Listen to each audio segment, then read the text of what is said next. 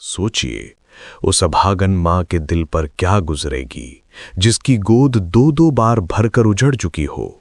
और अब उसे अमावस की काली रात में पड़ोसी के बच्चे के रोने की आवाज में अपने मरे हुए मुन्ने की पुकार सुनाई देती हो। कादम्बिनी, जिसके लिए भगवान अब दयालु ईश्वर नहीं बल्कि उसके बच्चों को चुराने वाले एक बेरहम कातिल बन चुके थे। और हद तो तब हो गई जब पति की भक्ति और मंदिर की मूरत से नफरत करते करते उसने आधी रात को विधाता से अपना सबसे खौफनाक हिसाब चुकता करने का फैसला कर लिया।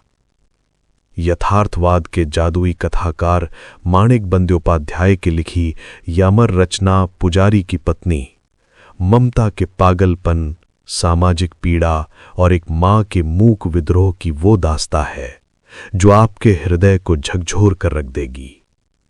सुनिए डिजिटल नॉवेल वर्ल्ड की एक और रूह कपा देने वाली पेशकश।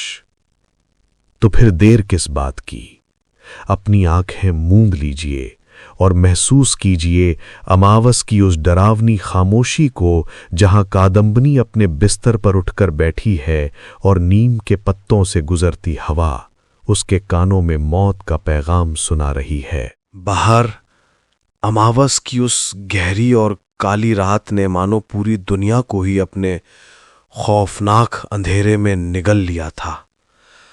उस जमाने में इतनी रात गए बाहर की दुनिया को सिर्फ कुछ अजीब और अनजानी आवाजों के सहारे ही पहचाना जा सकता था।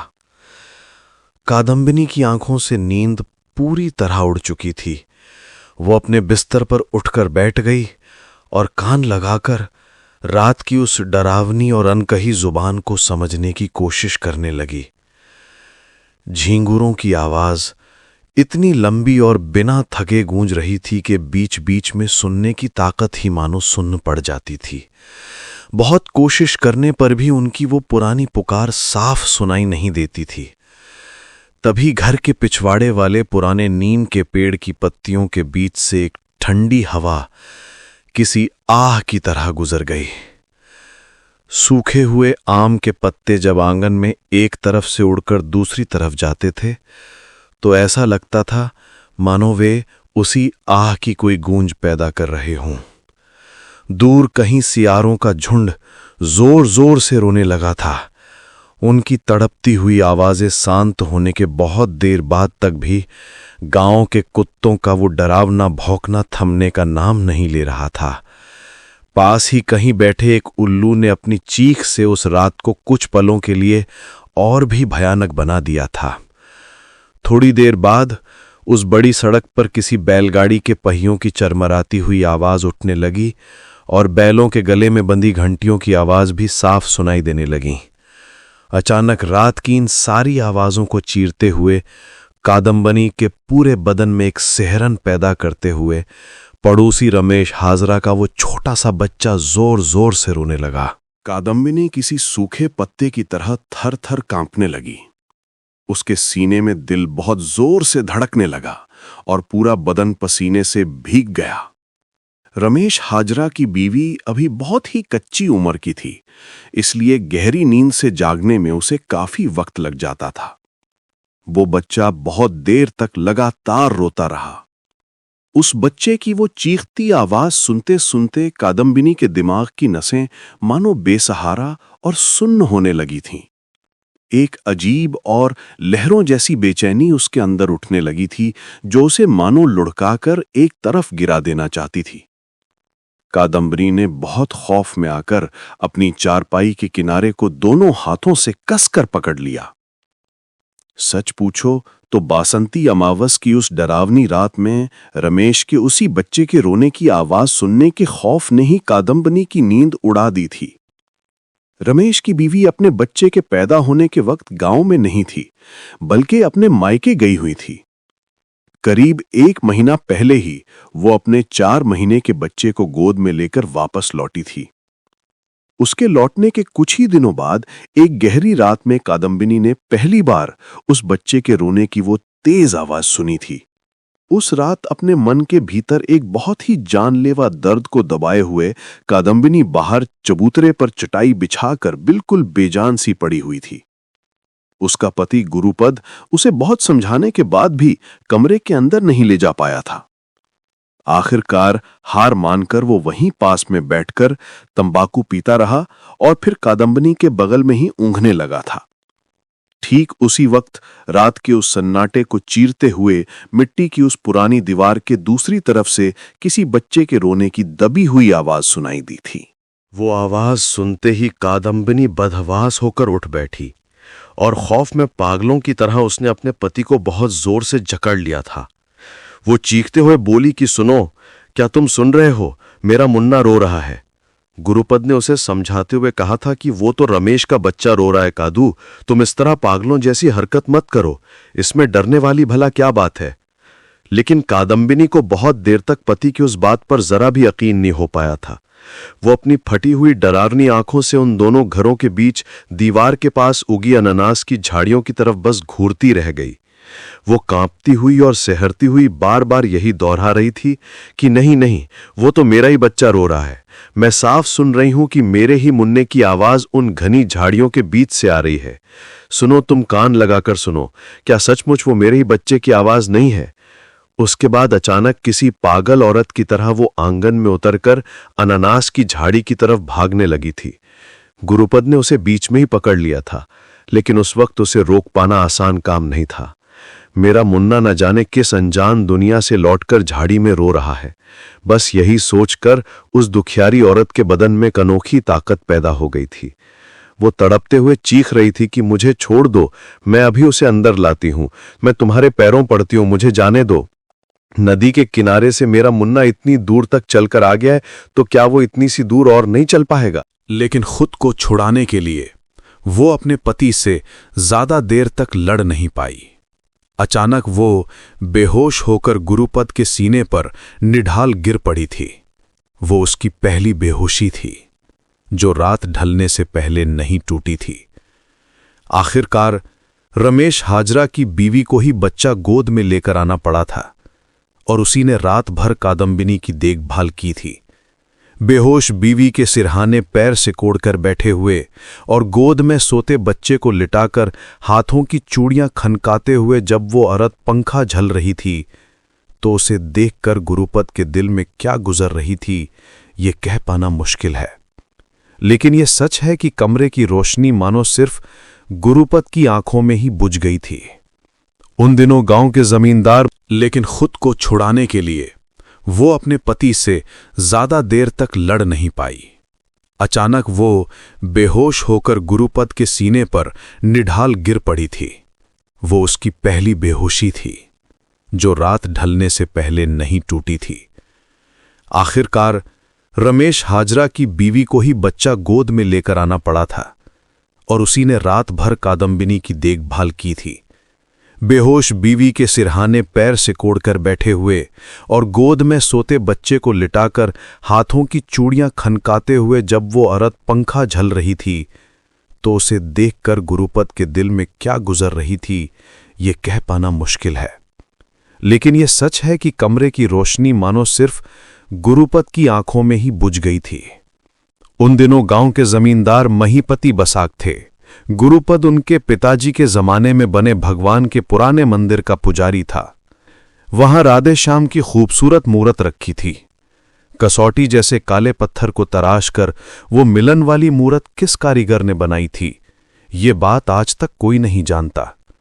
लेकिन उस कारीगर का हुनर आज भी मूरत के अंदर जिंदा सांसें ले रहा था। दिन ब दिन पत्थर के वे देवता गुरुपद के मन को मोहते जा रहे थे। रोज के कायदे से पूजा और आरती करने के बाद भी गुरुपद की प्यास नहीं बुझती थी। मंदिर के दरवाजे बंद करके जब घर लौटने का वक्त हो जाता था, तब भी वो अक्सर बहुत देर तक मूरत के सामने खामोश बैठा रहता था। अपने हृदय की खुशी के बदले वो बिना किसी मंत्र और फूल धूप चंदन के ही अपने भगवान की सच्ची पूजा किया करता था। अगले दिन सुबह उसे मंदिर पहुंचने में देर हो गई थी। जमींदार की एक विधवा बहन भाबिनी थी, जो पूजा पाठ के लिए थोड़ी पागल थी। निचली जात की वजह से उसे मूरत के करीब जाने का हक नहीं था। लेकिन वो हमेशा मंदिर की एक चाबी पल्लू में बांधकर घूमती थी। शायद उसे भी मूरत से गहरा प्यार हो गया था। करीब न जा सकने पर भी दूर से राधे श्याम को देखने की अपनी हसरत वो रोक नहीं पाती थी। उस दिन सुबह सवेरे मंदिर आकर गुरुपद के इंतजार में वो इतनी चिढ़ गई थी कि देर से आने का पूरा किस्सा सुनकर भी शुरू में उसे रत्ती भर हमदर्दी नहीं हुई थी। लेकिन पूजा के बाद उसने फिक्र जताते हुए कहा कि ठाकुर मुशाए, ये बात ठीक नहीं है। बेचारी ने सीने में 2 दुख पाल रखे हैं और फिर इस भारी महीने में उसे बेहोशी आ गई।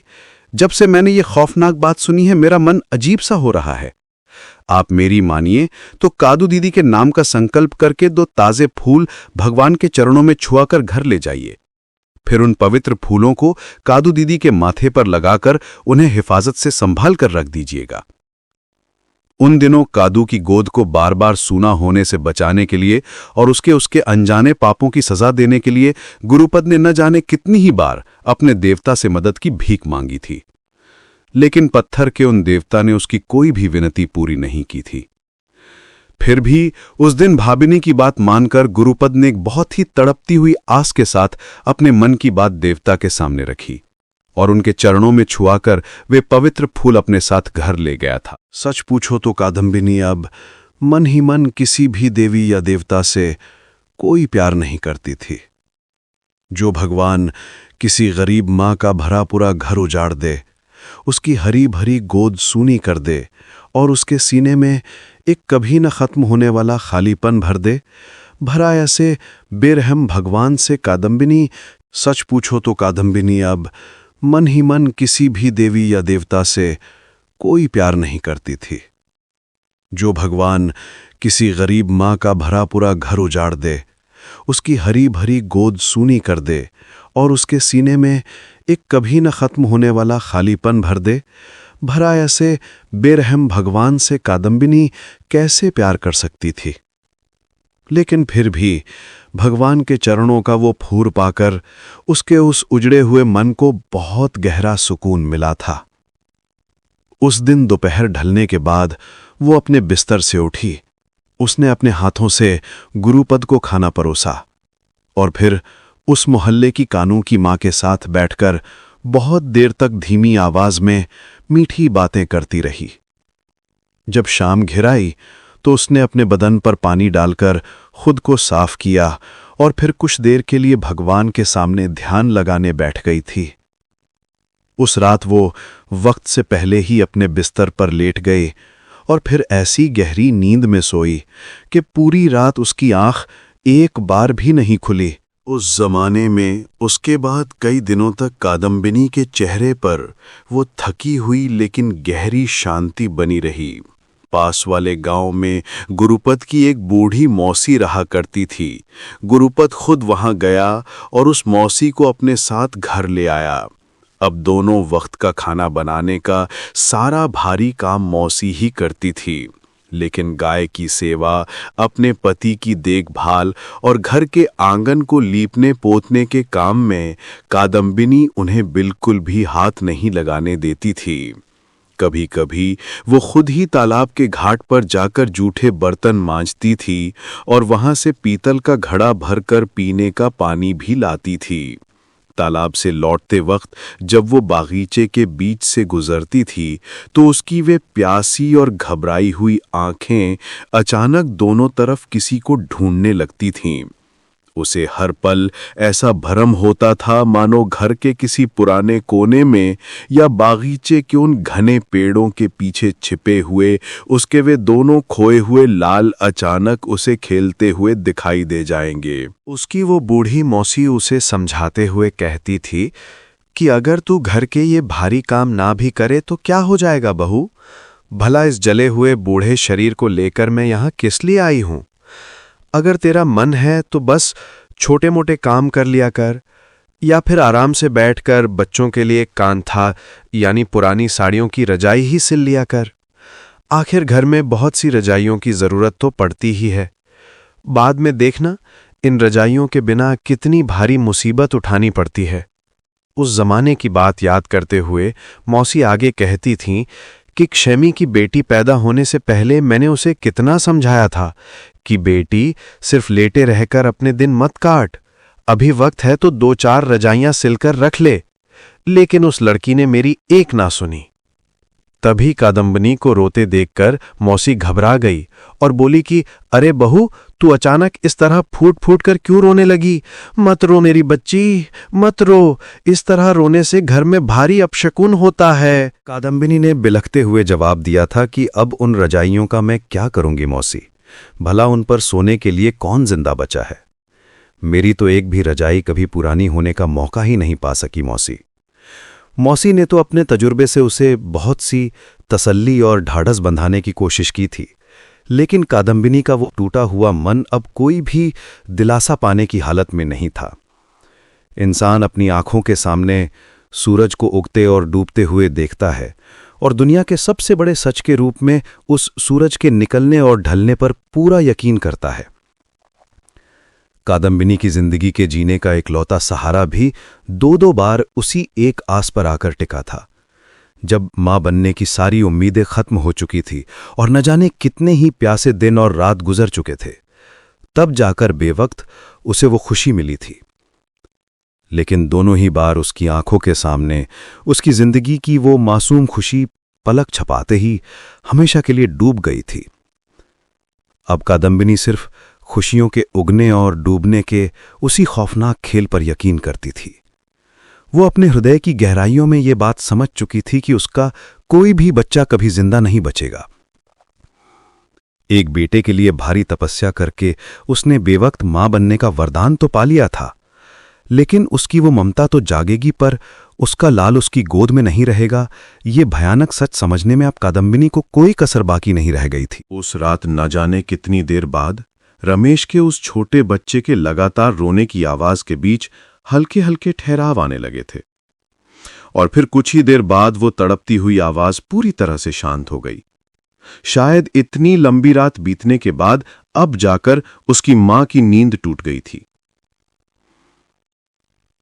इसके बाद कादम्बिनी की उस उजड़ी हुई दुनिया में एक रत्ती भर भी कोई आवाज बाकी नहीं बची। अपने ही खौफनाक ख्यालों में डूब जाने का वो भारी सन्नाटा अब उसे चारों तरफ से घेरने लगा था। उस गहरे सन्नाटे में बीच बीच में सिर्फ गुरुपद के सांस लेने की भारी आवाज ही उसे कुछ पलों के लिए होश में ले आती थी। बसंत के उस सुहाने मौसम की वो तेज हवा घर की एक खिड़की से अंदर आकर दूसरी खिड़की से बाहर निकल रही थी। कादम्बिनी को ऐसा लग रहा था जैसे उसे काफी ठंड लग रही हो। उसने अपनी साड़ी का पल्लू अपने बदन पर और भी अच्छी तरह से लपेट लिया। न जाने आज रात उस रमेश हाजरा का छोटा बच्चा फिर से कब रोना शुरू कर दे। कुछ दिन पहले वो पूरी रात जागती रही थी, लेकिन फिर भी उसने उस बच्चे को आधी रात में सिर्फ एक बार ही सुना था। लेकिन फिर भी कादम्बिनी हर पल बस उसी बच्चे के रोने का इंतजार करती रहती थी। नींद के मारे बेसुध होकर गुरुपद ने अपने बिस्तर पर बस करवट बदली और सो गया। बाहर नीम की टहनी पर बैठा वो उल्लू फिर से अपनी डरावनी आवाज में चिल्लाने लगा था। तभी अचानक अपने पति के लिए कादम्बिनी के मन में एक बहुत गहरी नाराजगी भर आई। वो ये सोच भी नहीं पा रही थी कि अपने 2 बच्चों को खोने के बाद कोई इंसान हर रात इतनी चैन से कैसे सो सकता है। उसे लगने लगा कि शायद गुरुपद को कभी कोई डरावना सपना भी नहीं आता होगा और उसकी नींद में उसके वे बच्चे कभी मिलने नहीं आए हैं। ये सब सोचकर कादम्बिनी के हृदय में एक अजीब सी जलन होने लगी थी। इतने सालों तक तो वो अपने पति को किसी देवता की तरह ही पूजती आई थी और पुजारी पति का प्यार पाकर वो खुद को बहुत किस्मत वाली समझती थी। अपनी शादी के उन 12 सालों में उसके मन में कभी कोई शिकायत पैदा नहीं हुई थी, लेकिन आज अचानक उसे पति के लिए बहुत गहरी नफरत महसूस होने लगी थी। उसके मन में जो ये विद्रोह जाग उठा था, उसे रोकने की उसने जरा भी कोशिश नहीं की। दिन के उजाले में जिन ख्यालों से वो कांप जाती थी, आज रात के अंधेरे में वो उन्हीं ख्यालों को पालने लगी थी।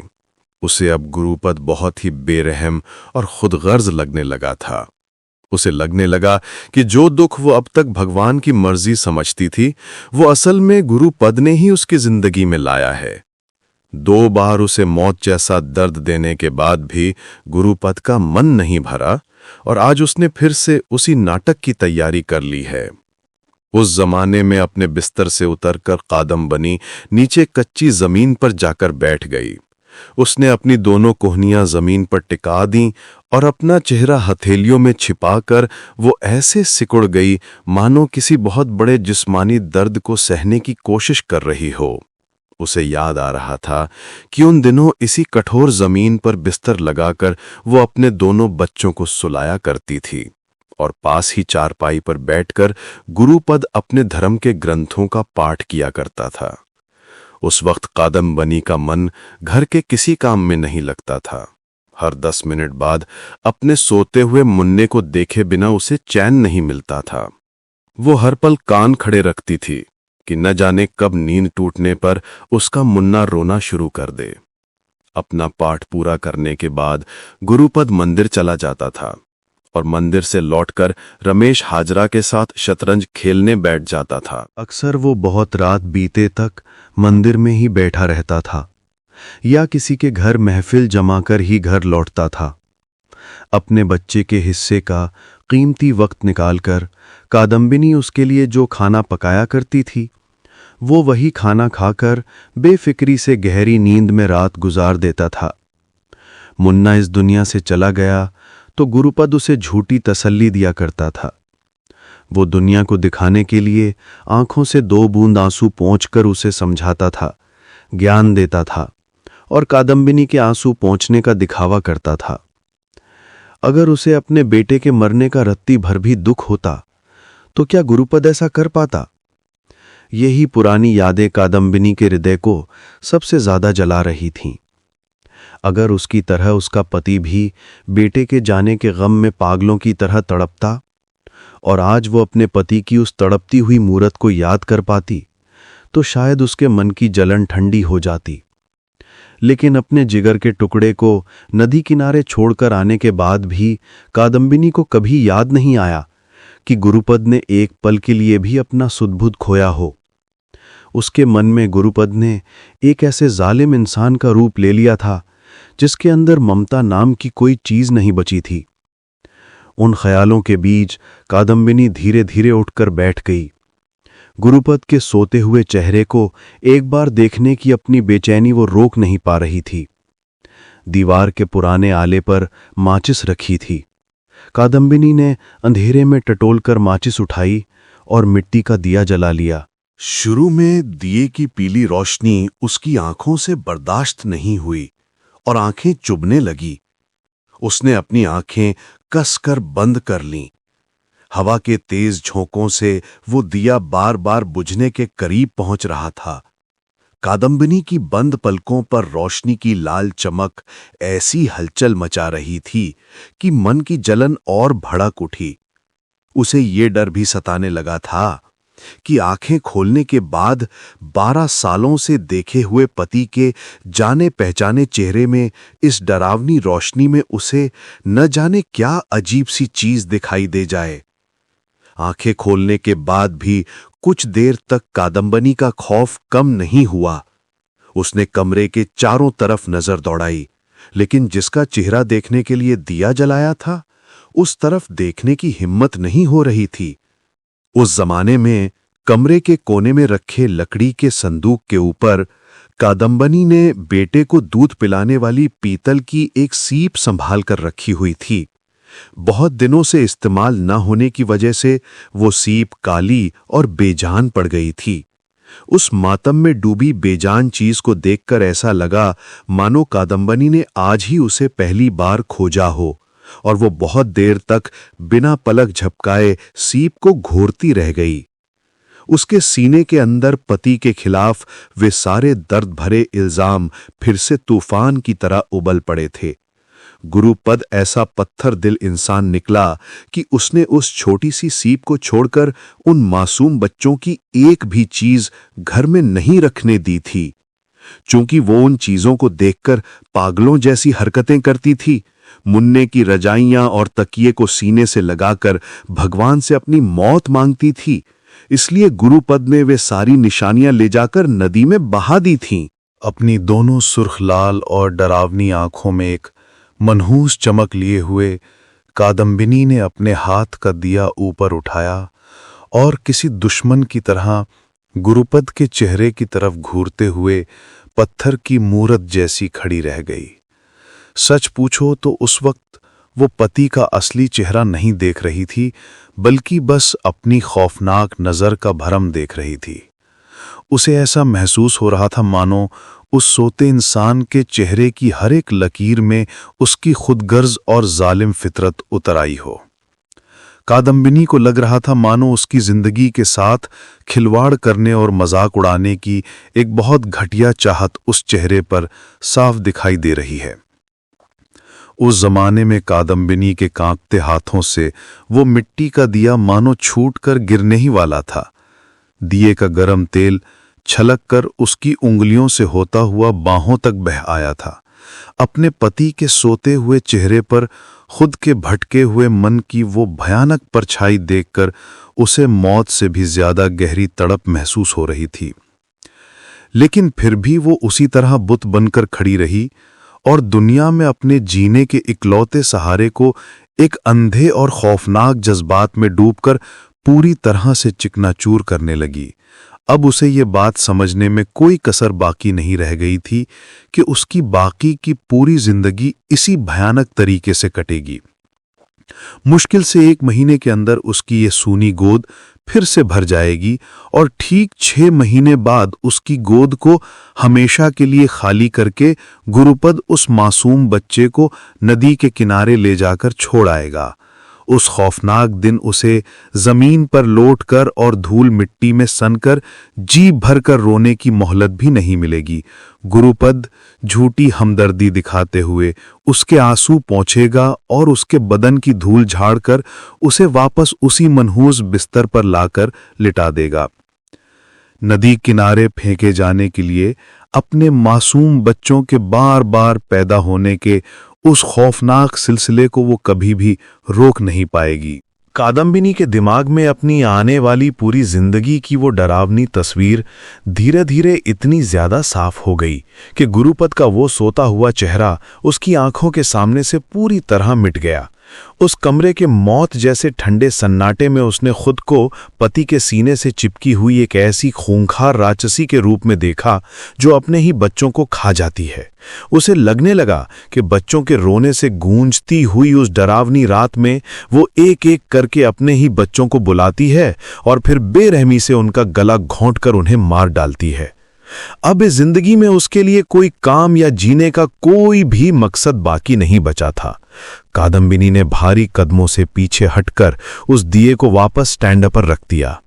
उन दिनों रमेश के बच्चे के रोने की आवाज के बहाने उसने न जाने कितनी ही डरावनी रातें अपने उन दोनों मरे हुए बच्चों की यादों के साथ काटी थीं। लेकिन फिर भी कल रात तक उसके मन के किसी कोने में जिंदा रहने की एक बहुत ही कमजोर सी आस बाकी बची हुई थी। शायद अगली बार उसका बच्चा जिंदा बच जाए, ये झूठी उम्मीद वो पूरी तरह से छोड़ नहीं पाई थी। लेकिन आज के बाद उसमें उम्मीद करने की रत्ती भर भी हिम्मत नहीं बची थी। शायद अगली बार उसका मुन्ना सचमुच जिंदा बच जाए। भगवान की इस दुनिया में न जाने कितने ही हैरत अंगेज चमत्कार होते रहते हैं, लेकिन अब अपनी फूटी किस्मत को बार बार आजमाने की ताकत कादम्बिनी अपने अंदर नहीं खोज पा रही थी। और अगर वो बच्चा नहीं बचा तो क्या होगा? हर पल उसे खोने का एक खौफनाक डर अपने सीने में पालकर 6 महीने या साल भर तक उसे सींचने के बाद अगर वो तड़प के मर गया तो क्या होगा? भला जिंदा रहकर कादम्बिनी उस मौत के कहर को कैसे सह पाएगी? उस पुराने संदूक के ऊपर रखी उस पीतल की सीप की तरफ एक आखिरी बार भारी नजरों से देखकर कादम्बिनी ने फूंक मारकर वो दिया हमेशा के लिए बुझा दिया। अब गुरुपद की तरफ मुड़कर देखने की उसकी कोई चाहत नहीं बची थी। पति के उस साथ और साए की सारी सच्चाई अब उसके लिए पूरी तरह से एक झूठा फरेब बन चुकी थी। अपनी उन 12 सालों की लंबी घर गिरहस्ती, 12 सालों की पति की वो अंधी पूजा और सुख दुख की पुरानी यादों से भरे उस घरौंदे की सारी हदें पार करके वो मानो किसी बहुत ही दूर और अनजाने सुन्न पड़े देश में पहुंच गई थी। एक ऐसा खामोश देश जहां अपने बेबस अकेलेपन के भारी एहसास के सिवा इंसान को और कोई सुध बुध नहीं रहती है, जहां पूरे होशो हवास वाली इस जीती जागती दुनिया में बार बार ठुकराई गई चाहतों से ही इंसान अपनी जिंदगी की राह तय करता है। उन दिनों गुरुपद भगवान के मंदिर की चाबी हमेशा दीवार के आले पर ही रखता था। कादम्बिनी ने चुपचाप वो चाबी अपने हाथ में ली और कमरे का दरवाजा खोलकर बाहर निकल गई। रात के उस घने अंधेरे में आंगन में खड़ी होकर वो बस कुछ पलों के लिए ठिठक गई और फिर भारी कदमों से आगे बढ़कर उसने हवेली का बाहर वाला बड़ा दरवाजा खोला और सीधे सड़क पर उतर गई। उस जमाने में उस मोहल्ले के लोगों ने बड़ी भीड़ भाड़ के साथ अपने घोंसले बसा रखे थे। सड़क के दोनों तरफ खड़े उन खामोश और सूने घरों को पार करते हुए कादम्बिनी का हृदय भारी हो गया और वो फूट फूट कर रोने लगी। उन घरों में बसने वाले हर एक परिवार को वो अच्छी तरह से जानती थी। उसे यकीन था कि किसी भी घर में उसके जैसी कोई श्रापित औरत ढूंढे से भी नहीं मिलेगी। सच पूछो तो अपने बेटे को खोने का दुख इस मोहल्ले के लिए कोई अनजानी बात नहीं थी। शायद आज भी किसी अंधेरे कमरे में बेटे की मौत के गम में तड़पती हुई कोई मां अपने आंसू बहा रही होगी। लेकिन भगवान के किसी ऐसे खौफनाक श्राप की वजह से क्या आज तक किसी का बच्चा इस तरह तड़प कर मरा था? भला उन औरतों में से कौन सी अभागिन इस सच को पहले से जानती होगी कि उसकी गोद में पलने वाला सेहतमंद बच्चा एक दिन अचानक उसी की गोद में सूखने लगेगा और देखते ही देखते बस 3 दिनों के अंदर उसका जिस्म टूटे हुए धनुष की तरह मुड़कर ठंडा पड़ जाएगा। उन दिनों उस पुराने मंदिर के सामने एक बहुत बड़ा और गहरा तालाब हुआ करता था। अमावस की उस काली रात के चमकते हुए सितारे तालाब के पानी में झिलमिला रहे थे। मंदिर की सीढ़ियों पर खड़ी होकर कादम्बिनी बहुत देर तक किसी गहरे जादू में खोई हुई सी उस तालाब की खामोशी को घूरती रह गई। उसे महसूस होने लगा मानो अपनी जान देने की मजबूरी के सिवा उस गहरे तालाब का इस्तेमाल करना कोई बड़ा पाप होगा। अपने भारी हाथों से मंदिर का दरवाजा खोलकर कादम्बिनी अंदर दाखिल हो गई। मंदिर के अंदर कौन सी चीज कहाँ रखी जाती है ये बात उससे बिल्कुल नहीं छिपी थी। रात के उस अंधेरे में थोड़ा टटोलने के बाद ही कादम्बिनी ने पीतल का सबसे बड़ा घड़ा खोज निकाला। वो बड़ा सा घड़ा पानी से भरा हुआ था।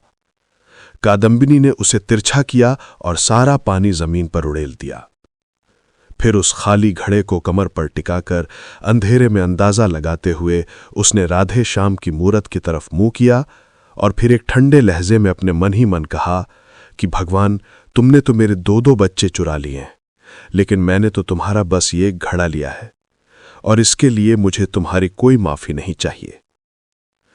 समाप्त।